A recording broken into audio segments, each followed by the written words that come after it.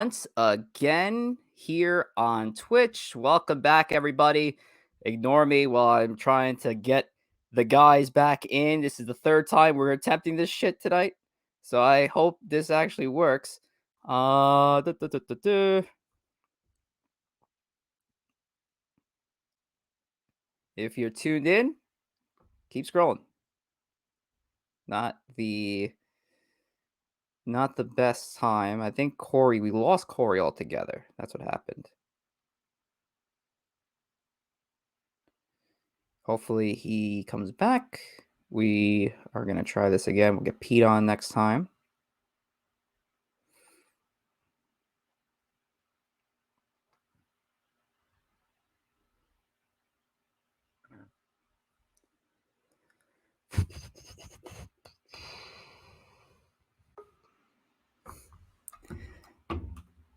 All right, this is getting annoying. Unbelievable. All right, Peter, we're gonna try you right now. We're actually live right now on Twitch. So okay. say hi to everybody on Twitch. What's up? Oh, there he is, the protector. All right, The great protector. we're doing this again, folks. Welcome back to Bustin' Balls Part 3 because I got to fire my fucking producer. But this time, we're going to do it with my stepbrother, Pete Sclafani.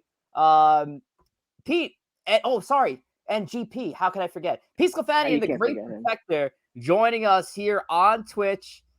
And Peter, it's a pleasure talking to you because you were the last signee of the 2021 season. And guess what, sir?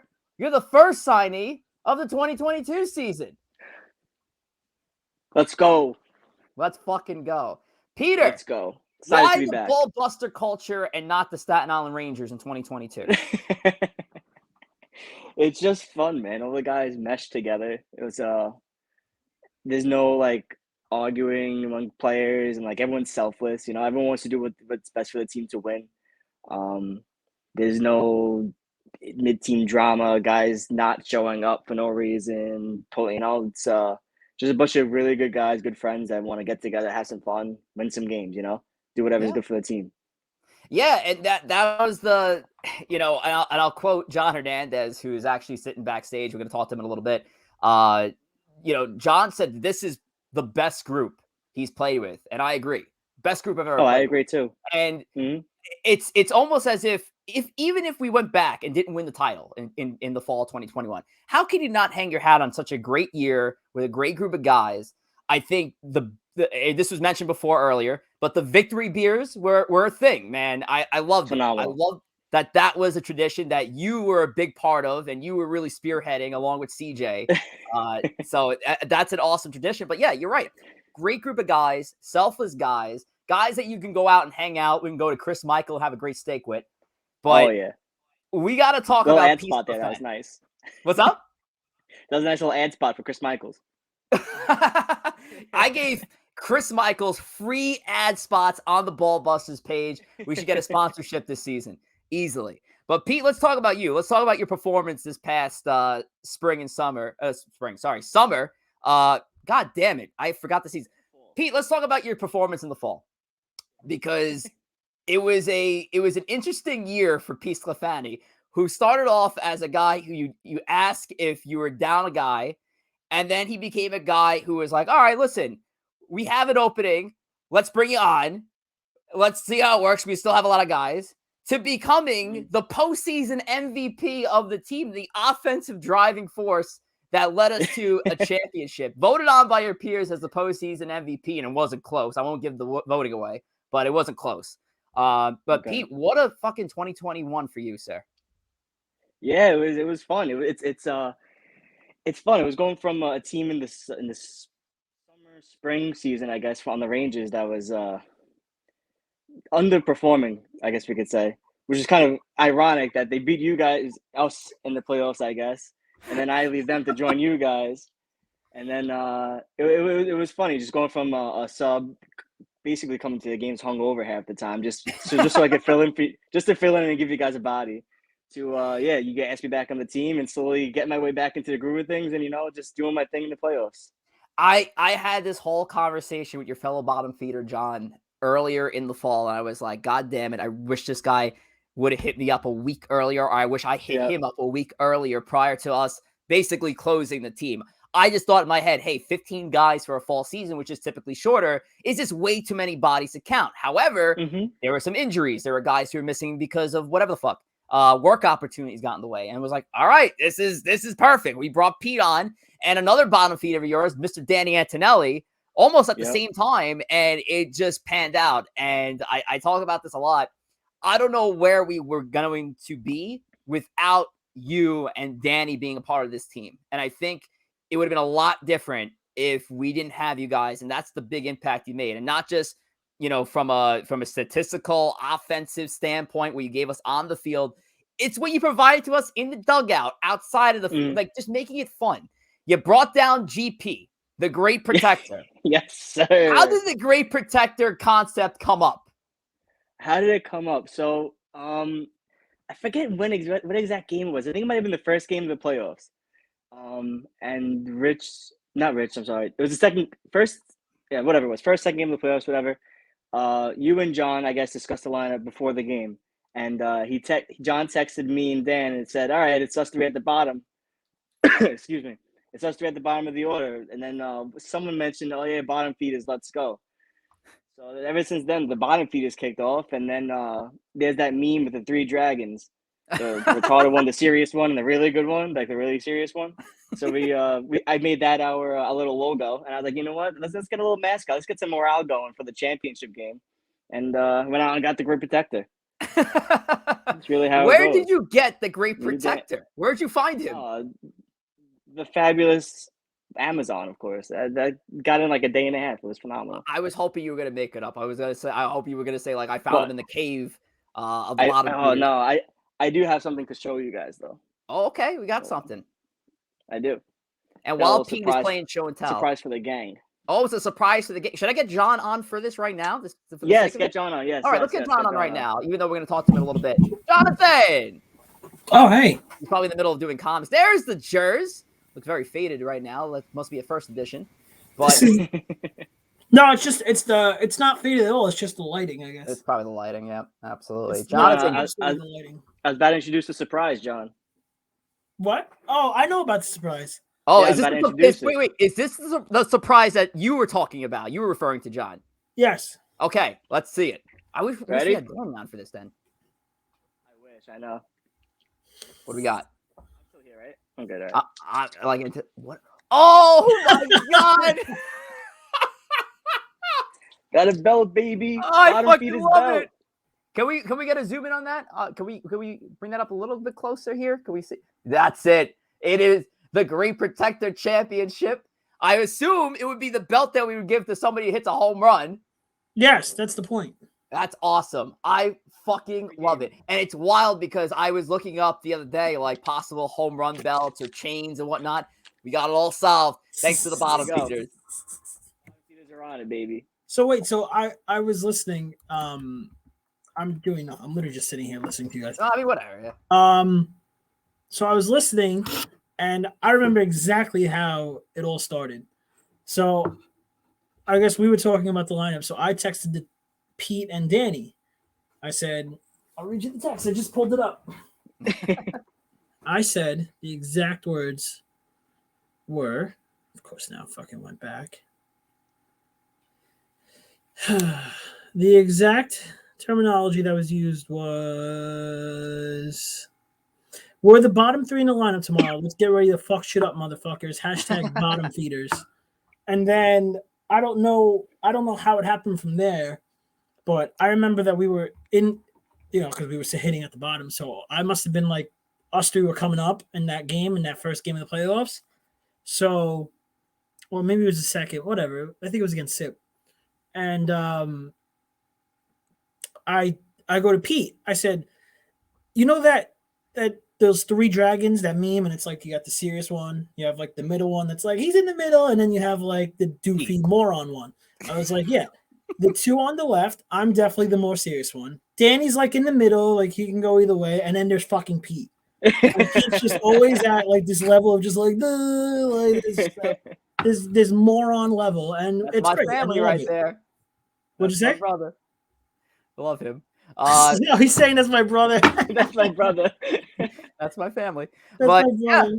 yeah, It took off, and hey, bottom feeders, there isn't anything bottom about them. Like, because almost hitting last in the lineup became cool on the Ballbusters. So I just want to look over at the Ballbusters stat page for the postseason and look at these on base percentages. I mean, Danny clocked it at a 565, Pete with a 524, and Jonathan with all those walks at a 619. I remember, John, you had that game where I think you walked like 7 or 8 times. That first series, who did we play? The Kujins or whatever the fucking Gabagoons. The Gabagoons. I walked fucking 7 times. Not because I wanted to, I walked 7 times. I don't know why. Had to be a record. If we never kept it before, it's definitely a record now. It has to be the most. Yeah, it definitely has to be the most walks in team history in a series. Like in 2 games, I walked 7 fucking times. Well, we have 2/3 of the bottom feeders. Unfortunately, we couldn't get Danny on, but spoiler alert, Danny is coming back. I know we're obviously doing this in, whatever fucking order. There's no real order to this, but John, we'll get you back on in a little bit. I'm going to finish this little bit with Pete, and then we'll turn to you and talk to you. All right.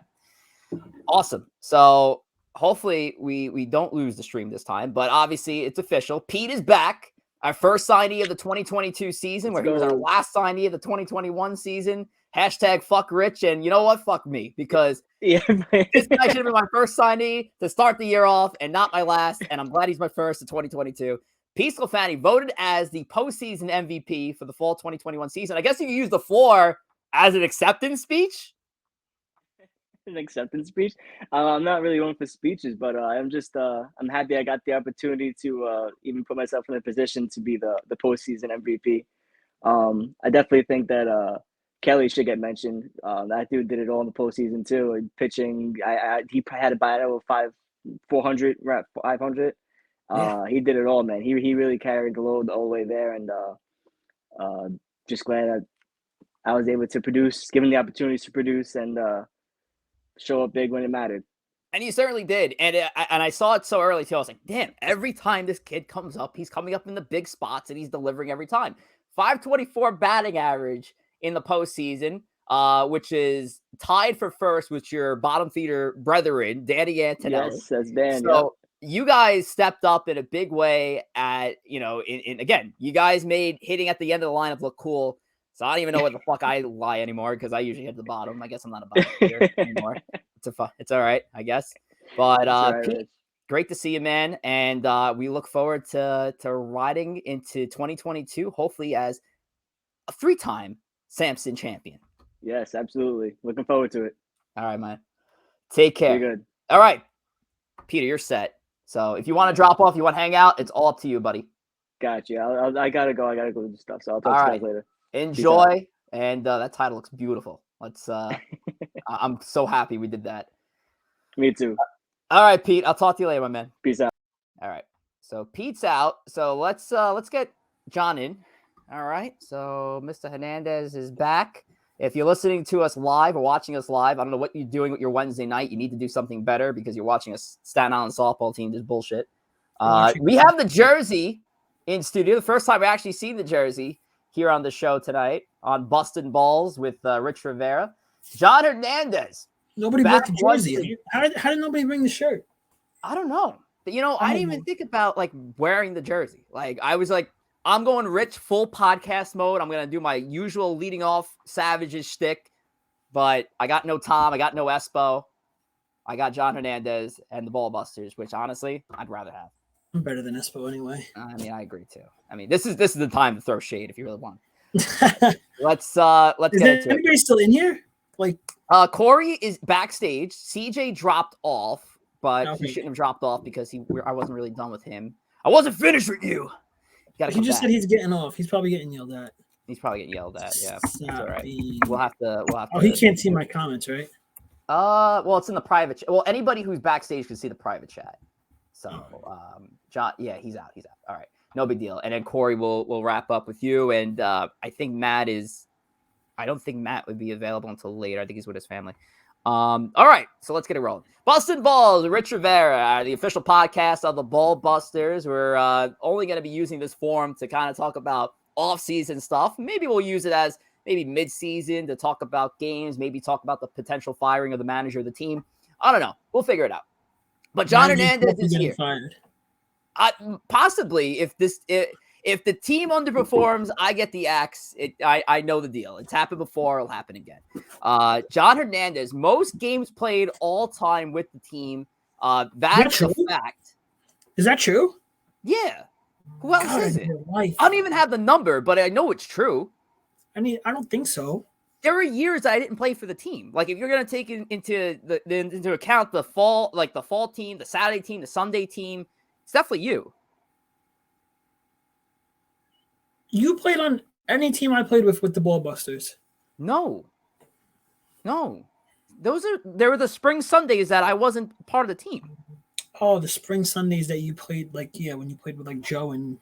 Right. Like, those years, like that 14, 15, 16, 17, which I remember clearly. Those years, I didn't play on the spring team. So, you definitely have the record. That's without doubt. Yeah, I might have the most games fucking played. That's kind of sad. So, you've seen a lot of teams, you've seen a lot of guys come and go, but you have gone on record to say that this is the best group that you've ever played with. Is that true? Yeah, I truly actually do believe that. I truly actually think that the squad that we had this year was, how do you say it? It's like, yes, we've had teams where it's just our friends, and like, sure, those are always fun. This was a group of like, but between friends, you always have a little bit more animosity, right? So like, you would always have a little bit more animosity with people that you're particularly close with. So like me and you, let's just say, for example, because we're both here, there would always be like some kind of animosity between us, or some kind of argument, or you're always more comfortable like telling your buddies like to go fuck yourself, and like kind of meaning it, not like in like a aggressive way, but like fuck you, like leave me alone. Right.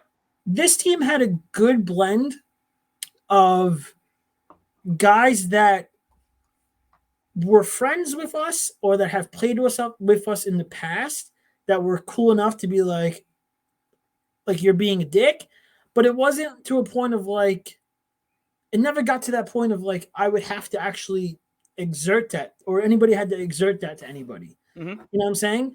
Everybody was like just relaxed, cool. Everybody came down. Like, it was what it's supposed to be, which is just fucking Sunday morning softball. Right. You come down, you hang out, you play some ball, have a couple of beers after the game, and then everybody has to go about their day, whether it's to work, whether it's to family things, to just going, sitting around doing nothing, watching football on a Sunday morning, on a Sunday afternoon.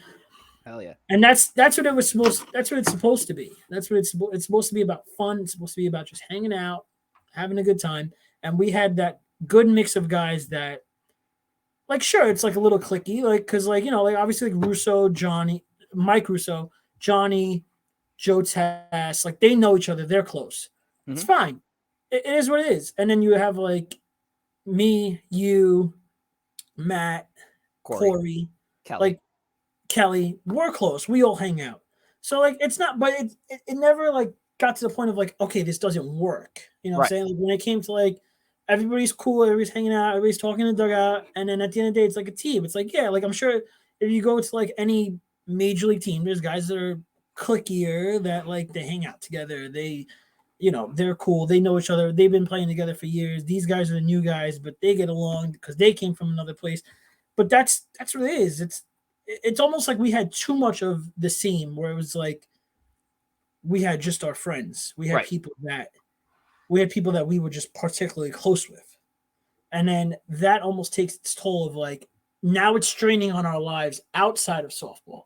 Mm-hmm. You know what I'm saying? Where it's like, now we're getting into more like, I'm mad at you from softball, and then now this is bleeding into like personal friendship with you outside of here. Mm-hmm.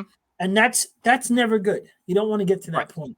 So sometimes you just have to just take yourself back. And like I said, I mean, like I was getting to the point of frustration a couple of years ago.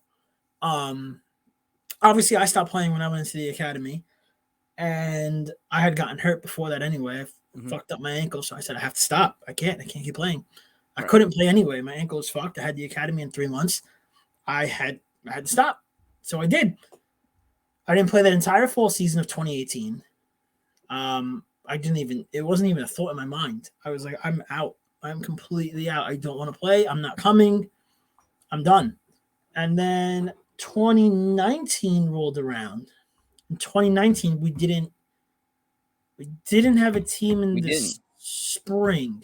We didn't, and it was very quick too. It was almost like that interest of like, we've done it for so long, so I guess we should do it again. And then you had guys that kind of picked up on that and wanted to do their own thing. You had guys that jumped over to Pegasus. You had guys do their own thing with Goodwood / Big Stakes. Right. And then it was like, I remember it was specifically me, you, and Chris that were like, the fuck are we going to do? I ended up playing with Sip and Johnny and them, but I was working. It was tough for me. Like, I had just started working at Port. Like, it was totally different lifestyle for me as what I was used to, where it was like every Sunday I know I'm there. Like, that's it. I'm gonna go. Right. And then what did we do in the fall? That was the fall year that we needed to bring on some new guys. So we brought Matt Barra, Everett, Nick Pomponio. Right. Okay. Like that was it was okay. It was fine. But it wasn't, I don't know, like that never had like a feel of like, okay, this is like a group. It had like the potential to do great things, but never panned out. Yeah, it was just like, it was kind of all over the place. I remember now. Yeah. And then, it was a good squad, but it was never like, there was never that camaraderie. There was never like anything like that was like, this is fun. It was fun, but it's like, this isn't awesome. Mm-hmm. And then 2020. Right. And then 2020 is just a complete fucking wash. Nobody played at all in the fall, the spring, not for us at least. Like teams played, but we didn't play. And I think that actually helped because after not playing, or I should say stopping playing in 2018, being in like a limbo state in 2019 for myself, and then not playing in 2020, I was like, this is it. Like what everybody talks about, like you guys get older and this is it. Like this is, I was like, this is it. We're done. We're going to maybe try to get together a team. Like I should say going into 2020, I was thinking we're done. Like that's it. We're not going to be able to get a team together. And then obviously COVID happened. And then with the whole pandemic bullshit, I'm not going to go there. But there was no plan, right? In the spring of 2020, pandemic, no pandemic, there was no plan to have a spring team. Right. So that was my logic. I'm like, we're done. This is it. Which kind of sucked. I was already thinking about like, well, if I want to play, what am I going to do? Like I have to try to find a team, either that or start reaching out to like Pete and the Rangers or like teams like that. It was in complete limbo.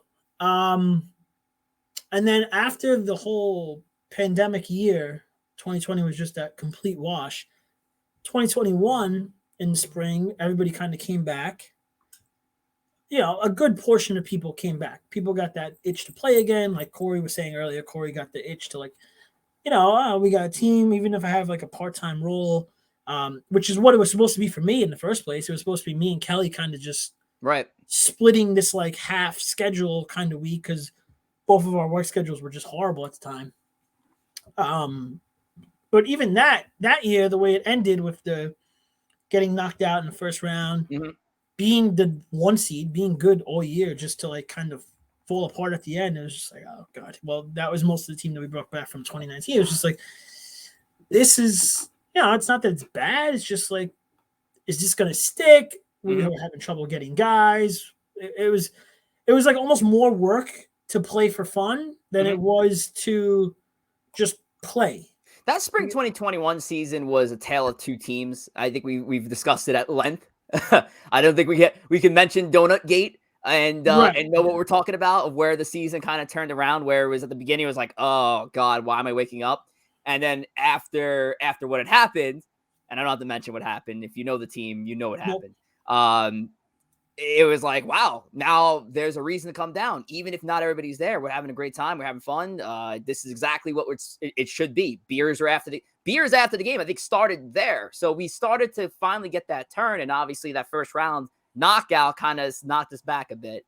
Right. But that, even like the beers after the games, like that was like great for this team now in the fall. It was like, all right, well, who's bringing beers? It's like, we never really did that. And it's like, that's something that we should have been doing. Like, where the fuck was everybody running when we were 22, 23, 20? Like, nobody, where was everybody fucking running? Why were we just like running out of there? Like, sometimes we would go out, but like, there was no reason why I was like, all right, like, let's hang out, have a beer, and then we can still go out. Like, we can still go and hang out and have fun after the games. Like, Corey Favs, we were young and stupid. And he said, right, but like, where were we going? What was the fucking rush? Now it's like, fuck. Now I kind of want to just stay here because I don't want to go to work.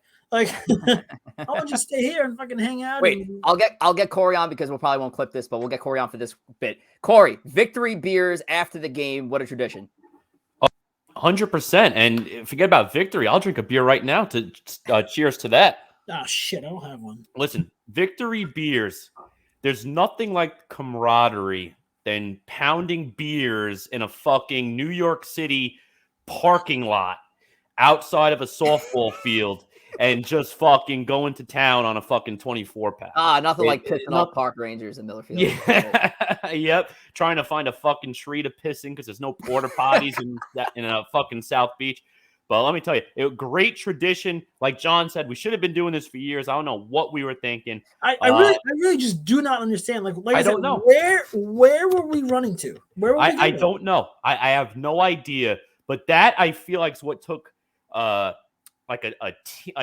I'll put it this way. I think that's what made it like the difference between a team and a fucking squad. Like that was your squad. You were hanging out Right. with those were your boys. I agree, because that was definitely what happened. Like with the beers after, like I said about like how there's like, it's every team. There's like little like cliques, I guess you could say. And it was like us. It's like us three. It's Matt. CJ's like in there, but CJ's kind of like, you know how CJ is. CJ. It's like the three of us. It's Matt. It's Kelly. Like we hang out. We're friends. Yeah. We hang out outside of softball.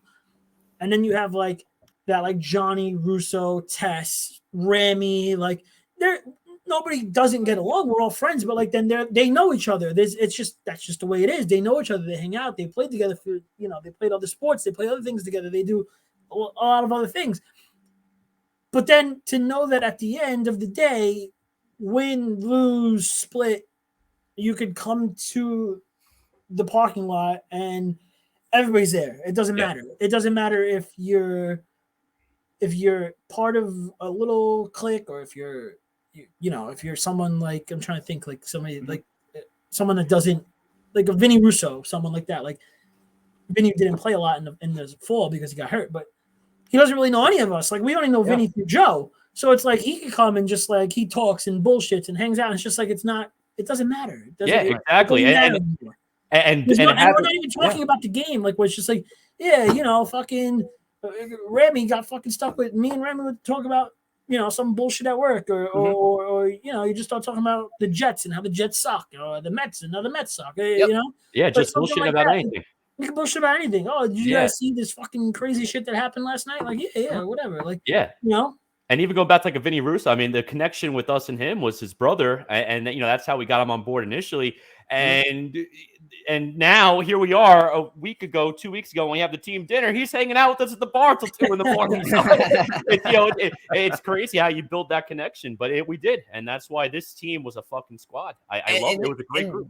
That was the team I've always wanted to run, and it took 10 years from the Nick Durst days back in the fall 2011 team, the first team that we ever put together. John was a part of that, absolutely. Joe Stern also, who won a title with us in the 2021 campaign, part of that team as well. It was tough to manage a team with when primarily guys are your friends, and as much as you want to keep the personal shit aside from the softball stuff on the field, it was tough because people had sour feelings. Oh, you didn't hit me in this part of the lineup. Oh, you didn't. And it just like right. And I never want to say that like I. At the end of the day, it's Sunday morning softball, guys. Like we're playing for fun. We're paying to play. We're not getting paid to play. We are fucking mediocre at best. We're not like these like amazing ball players. Like let's all just like take a minute. Let's just like take a deep breath and like be real with ourselves. Yes, there's a reason we're playing at South Beach and not City. There's a reason why I'm playing at South Beach and not even playing at the Berry Homes. Like if you're not playing at like the major league level, I'm not even playing at the Berry Homes because I'm not good. But at the end of the day, this is supposed to be for fun. Yeah, of course. And it was tough. I'm not like we were friends with a lot of people. It was tough to tell like people like, hey, in a playoff game, I need you to sit. You know what I'm saying? It's like a tough conversation every time. Do we want to win like, and I get it, like, it's not all about winning. It is still about having fun. But if you get to that point, you have to, well, we need to, now we should win. And like, some guys don't look at it that way, but I'm like, we got to this point, and during the season, sure, whatever. Hit fucking 15 people for all I care. It doesn't matter. Right. Yeah. But when you get to that point of like, okay, we're playing to win now. And like, I get it. It doesn't fucking count. And it's all just bullshit at the end of the day. Yeah. But like, fuck, I want to win. I'm competitive. I want to try to win. And if that means that like, I'm not coming down here to lose. Like, I'm fucking competitive. That's just in my nature. That's just the way I am. That for the story. Like, I'm competitive with cards. Like, you want to fucking we'll play bullshit cards. I'm competitive. We want to play Uno. I'm fucking competitive. That's just the way I am. So yeah, I don't want to come down here to get my ass kicked to this team that we're playing in a championship game because I have, you know, I again, I'm talking more in like years ago when we got to championships and it was like, well, like some people think I need somebody to make a sacrifice somewhere, and when you have people that don't want to make it, it's harder. It's definitely harder. And that's why we had. And then not only that, now if you do make the decision for that person is your friend, right? So now I have to now deal with this because I'm telling this person, I need you to sit. I just need the flexibility, you know, whatever. I need the flexibility. I need to play this person. And when you win the game, great, because you always hang your hat on, oh, we won. But if you lose the game after making a tough decision like that, then it's like, oh boy, man, I'm gonna look bad to this guy. And that's where this season was different because like these guys they're our friends, they're not our close friends.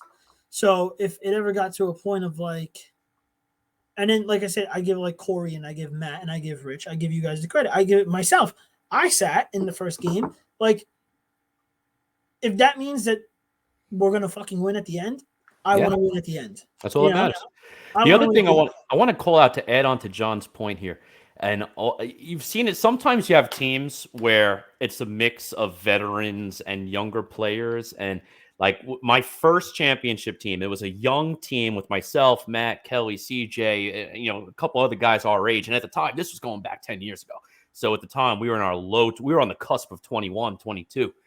And we merged with Matt's uncle's team, who's all 40s, 50s. Our pitcher was 70. So when you have guys like us joining that type of team, we didn't necessarily, I don't want to say didn't mind taking a back seat, but it was kind of like, okay, you kind of know your place and power here. When you have a younger team where all of them are young, usually everyone would be fighting to get that playing time. I know if I was in that position when it was me and my friends years ago when we were just starting off, if I wasn't playing, or even if I was playing, but I was down to last, I was stuck in a spot I didn't want to play, I'd be pissed. I wouldn't say anything, but I would be furious. Now, I go out of with this team, with the exception of Chris, everyone is within 4 or 5 years of each other in age. So it's essentially the same age group. But that problem wasn't even there. Everyone, like John said, none of us minded taking a back seat. I would go out of my way when we only had 11 guys. I was like, Rich, bat for me. I don't want to bat. Put someone in my DH for me. I don't care. But there was never an issue with that in the team. Everyone kind of knew that everyone on this team had a job. They knew their role. And literally everyone did that role perfectly. And that's why we won. Yeah, 5 years ago, 10 years ago, the attitude was, I want to be in the lineup every time, want to be in the field every time. Now it's the attitude is. Sorry, go ahead. I'm not control. The attitude is, I'm happy to be here because guess what? I'm older. I don't see my friends as often.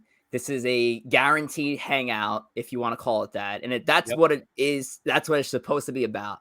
Beers after the games, regardless if you win or lose. You know, you're still friends. You're still seeing each other next week. You're still bullshitting after the games. Like that camaraderie is what we were missing for so long.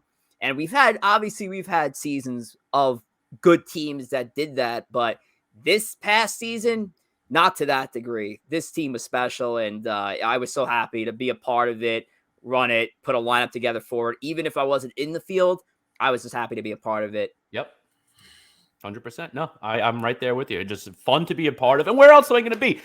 8 o'clock, 9 o'clock. I'm up at friggin' 8:30 on a normal weekend anyway. I'm going to be sitting on my ass fucking playing PlayStation or watching some bullshit on TV. I'd rather be out with the boys chilling, you know? Yeah. Especially if the weather's nice. Absolutely. John, you were going to say?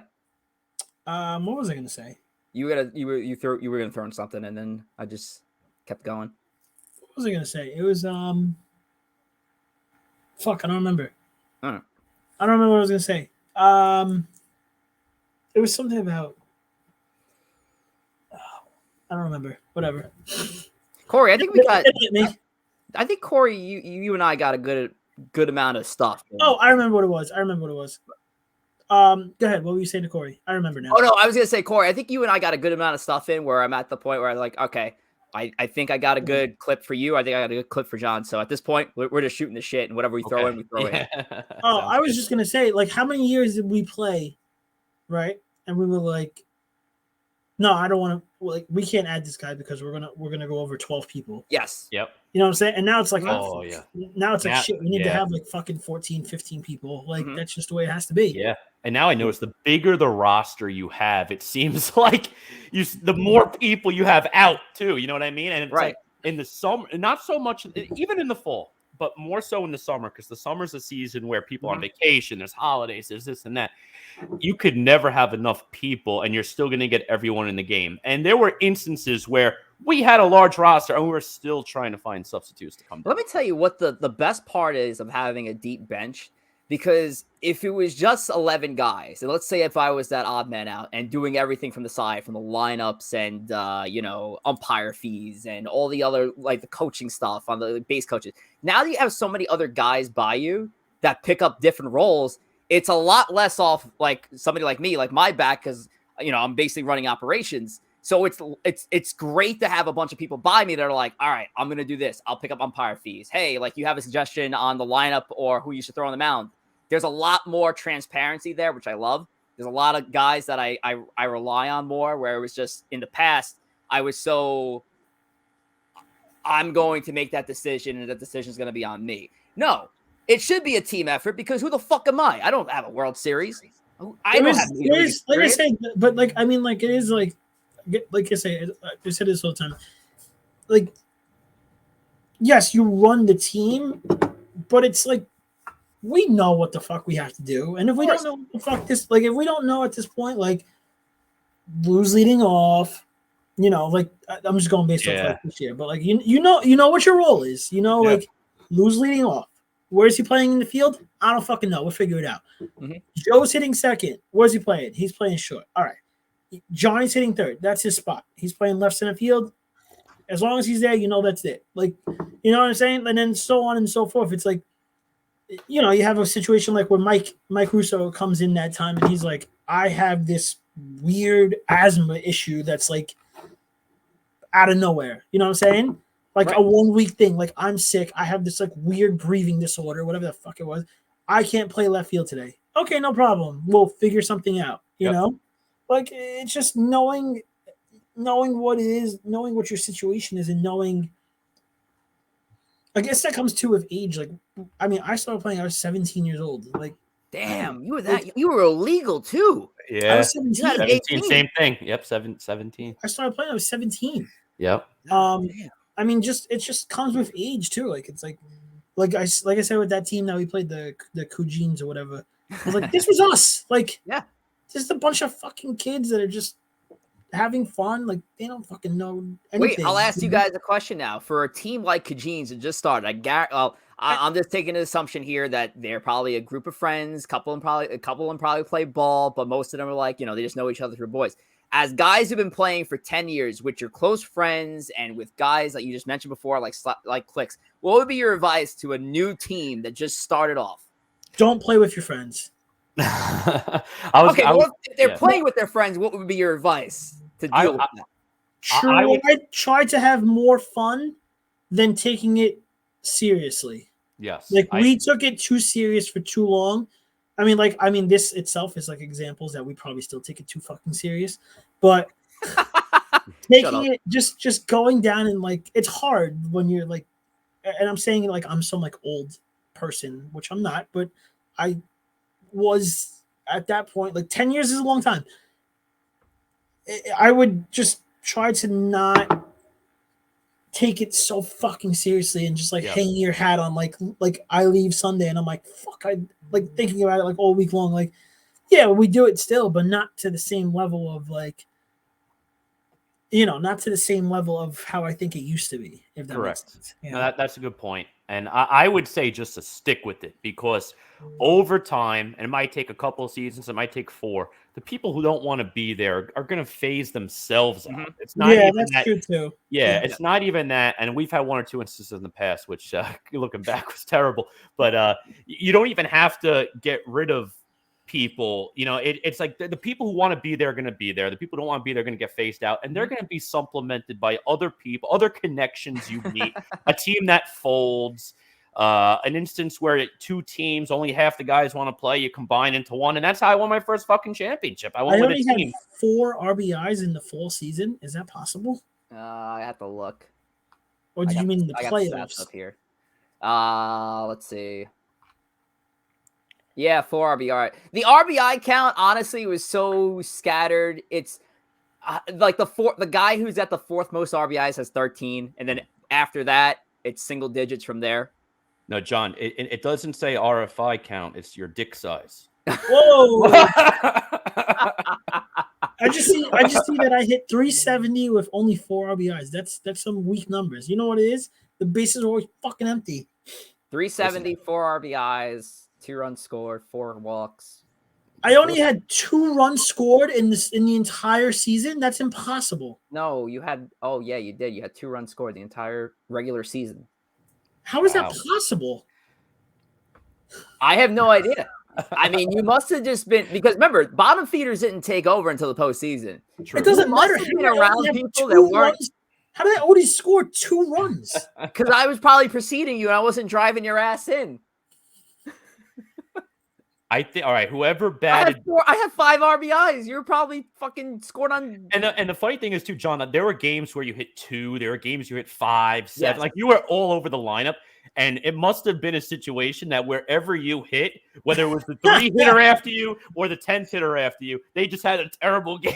Yeah, you weren't a bottom feeder until the postseason. Bottom feeders didn't exist before the postseason. It doesn't. It's not a matter of the fucking bottom feeders. It's how the fuck did I only have 2 runs scored and I played like at least 11 games. I mean, that's fucking bananas. I mean, I had more. I had more runs scored in the postseason than I had in the regular season. How is that possible? Chris Piazza scored more runs than you did, and he barely hit. How is that possible? That just means, and then it's like, okay, well then I hit like a $120, which is horrible. I hit like almost 400. How is what the fuck? I tried to keep the runs scored out of the ticker. I wanted to make you look good with your 4 RBIs and your 370 batting average, and the most games played in franchise history. Well, I think we're good. Oh wait, there was something else I was gonna say. Okay. I don't remember what the fuck it was though. Oh, I just said about how many years that we go with playing, like only keeping it at the minimum. And there was something else I was gonna say. Well, I mean, I guess to add to that, there's always room to add. Oh, the teams that I was gonna say about the young kids. All right. Like, well, I don't want to say like young kids because like we're still young, but like for people that like a young team like Tikkun Jeans like that. Oh man, if I could go back and do it again, I probably would not play with my friends, and I'm dead serious about that. Yeah, like, I would probably go not that I wouldn't play with my friends. I wouldn't play with a team of all my friends. I would have tried to link with a Matt Tucker and James Kelly and Corey Favs in 2011 because I didn't know them really at the time. Right. That's what I'm saying. Like, if I could do it again, I would not like the way that we started. And it was like we started with the Lumberjacks, and it was all of our friends. Mm-hmm. Like I would, if I could do it again, I would go back and do it where it's like I play with some of my friends. You know, I'll put it this way too. Like if you start off with just your friends, prepare to be humbled. Yes, it is a humbling experience. I mean, unless your friends are fucking awesome, unbelievable college players, fucking just D-level, like unbelievable. Yeah, like it's gonna be rough. It's gonna be rough. I mean, I get mad at Danny. I fucking love him, but I get mad at Danny because he fucking just got right into greatness. 1 year with the Ballbusters, got to the championship. Second years with the Ballbusters, won the championship. Third year with the Ballbusters, got to probably the semifinals. I don't remember. Yep. After that, goes to the fucking joins the 2-7 or puts that together, and they win a fucking championship within the first 2 years of it being together. Like, Yep. God damn it, man. I mean, Those it's are rough. the growing pains. When we started off, 2009 was my first season. And from our current squad, it was myself, Matt, and Kelly. This was about a decade before Kelly took the mound. He did take the mound once that year, but it was nowhere near the guy that he is this year. Can't wait for the one-on-one with him, by the way. Oh, can't wait. That's going to be awesome. But that fucking squad in 09 set a Samson League record of 0-19. So top the Rangers from this last year. Because we were so bad and didn't have a win or a tie, Bruce was like, listen, I can't have you guys in the playoffs because God forbid you guys win. There's going to be riot. So we didn't even play in the playoffs that year. Wow. That's bullshit. That's bullshit. If you guys win a game, that's not on you. That's on the other team. Oh, but we were such a bad team. And the problem was, with the exception of a couple of older guys, like our 4-hitter and shortstop that was supposed to start the year was Vitan's uncle, who I played with a couple of times in like pickup games with the Albanians in the schoolyard. And I saw this guy play, and the guy hit moonshots. The guy was like, wow, this guy's going to be – and when we're young and stupid, like, oh, this guy's going to be our 4-hitter. He comes down to the field wearing like the guy just got out of a club, and he takes the field. Within 3 innings, he's out of the game. He jammed his thumb, and he never played a game for us the rest of the year. And right off the bat, you lost your shortstop. The guy who was supposed to be our ace didn't pitch a single game. He actually played third base for us and was a good guy on the team. I love the guy. But he was supposed to be the ace, didn't pitch a game. Mm-hmm. And then you have a bunch of young guys who I think were not playing because they wanted to play softball. They were playing because all of their friends were playing. Mm-hmm. And I mean, granted, we were fun. We had fun and it was stupid. Like we would get drunk the night before illegally because we were 17, 18. And then go to these games and, that team fucking blew. And then here we are now. You got 3 guys from that team who have won 4 championships. Right. And we just stuck with it. Just stay with it. The people want to be there will still be there. The people who don't will go. Yeah, I love that. You don't need to cut your friends. And unfortunately, we've done it in the past, and it was tough. Yeah. But you also had guys that would just drop off at the wayside because they lose interest or they're in a role where they're like, oh, you know what? I honestly feel like I could do much more with my time or with a different team. It happens, Yeah. There's no need to break friendships over softball. And unfortunately, we did that. Yeah. And so my message to the Cajuns is softball isn't fucking everything. Softball should be your guaranteed hangout with the boys, whether you win or lose. And in your first few years, you're going to get humbled, like Corey said. You're going to lose a lot of games. You're not going to win the championship in your first 2 years unless you're Danny Antonelli. Fuck him. So have fun, stick with it, and the ads will come. People know people. And there's going to be that 1 or 2 guys that someone's going to know from a past life that's like, oh, he fucking played ball and he is a great shortstop at third baseman. And then guess what? Then you're going to pull up your wins. But don't your friends over softball. That's correct. Correct. Like if you have the opportunity to start off, like John said, it would be awesome to get a group where like there's a guy who's on a team that has a mix of players. Like, oh, I could join them. That's great. That's your best chance to win early. Mm-hmm. If you do start off with your friends, it's fun, but prepare to be fucking humble. That's it. That's all I could say. Yeah, man, we had that one bad year with the Lumberjacks. I think we went like 4-22 or something like that. It was like that first summer year, man. Oh, it was rough. You're gonna have those rough years. It is what it is. But then you get to the point where you have the same group of guys around. You bring some guys that used to play and now they're back. And that's why I love this past team, because it's an semblance of all those teams we've had in the past. Yeah. And they all deserve to be champions. And that's what happened, man. And we're hoping to bring in number 3 with the Ballbusters this spring. But until that time, John Hernandez officially back. Corey Favaloro officially back. Pete Sclafani also back if you tuned in earlier. And CJ Tucker, who tuned in for a bit, is back as well. So you guys will be seeing those posts in the coming weeks. All right, guys. That's it. Take care. All right, we're going to the South Beach parking lot right now to drink a few beers. I guess so. 3 beers, right? Post-signing beers. All right, let's do it. Yep. Adios.